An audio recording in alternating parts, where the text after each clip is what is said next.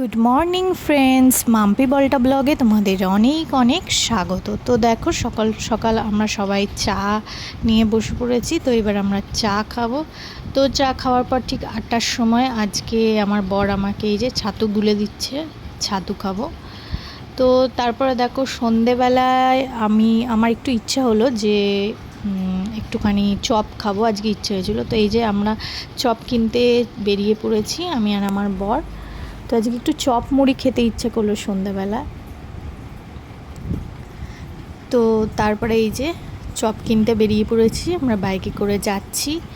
তো চপ মুড়ি খাবো বলে চপ নিয়ে বাড়ি চলে এসেছি যথারীতি।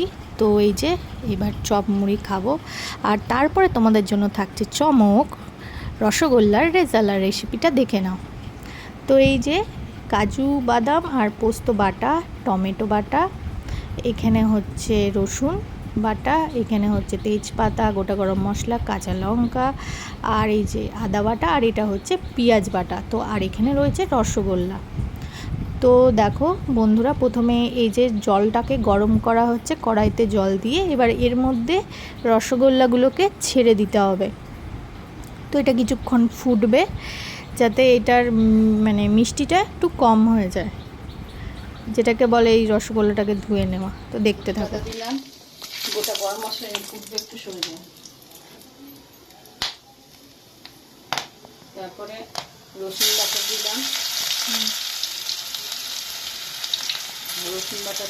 দেখতে নেড়ে দিলাম।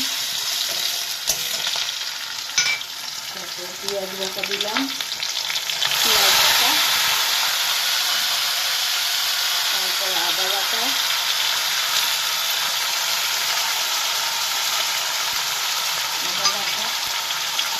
টমেটো বাটা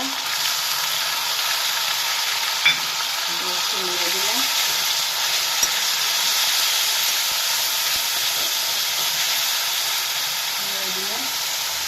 তারপরে দিলাম কাঁচা লঙ্কা কুচি,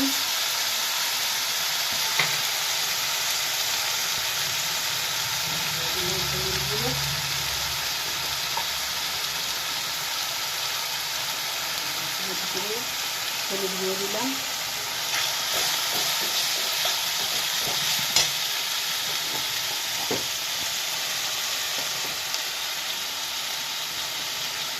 তারপর দিলাম নুন,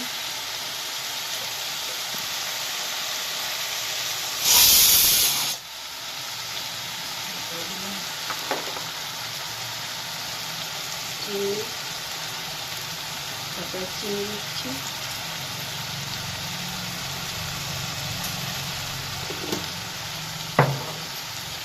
নেড়ে দেবো।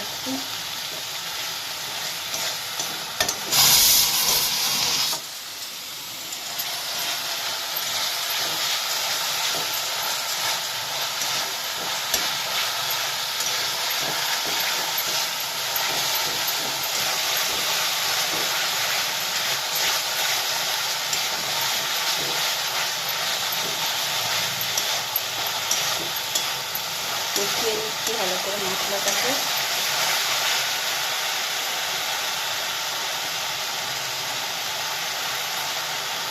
তারপরে দিচ্ছি কাজু বাদাম বাটা, পোস্ত বাটা,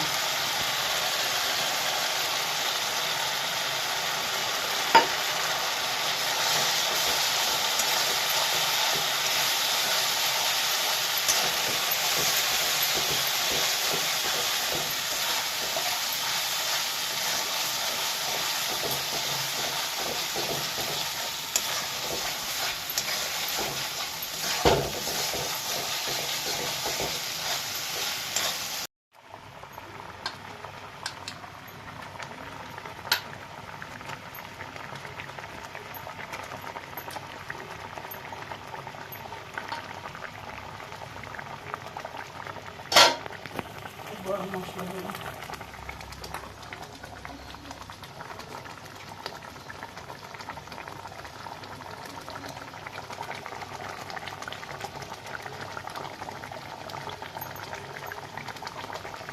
গরম মশলা দিলাম, একটুখানি মিঠা আতর দেবো, 1 পিঞ্চ।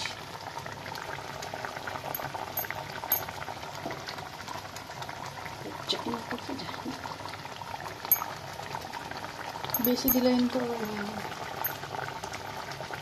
হ্যাঁ, এবার এটা ফুটবে তো। এটা হয়ে যাবে।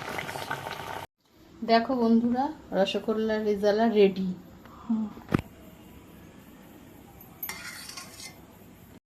তো বন্ধুরা, আজকে পুরো রেসিপিটাই তোমাদের সাথে আমার মা শেয়ার করলো। রসগোল্লার রেসিপি কেমন লাগলো জানিও। তো আজকের মতো ভিডিওটা এই অবধিই রাখছি। আগামীকাল দেখা হবে নতুন একটা রেসিপির সাথে। আর তোমরা ভালো থেকো, সুস্থ থেকো। Tata, good night.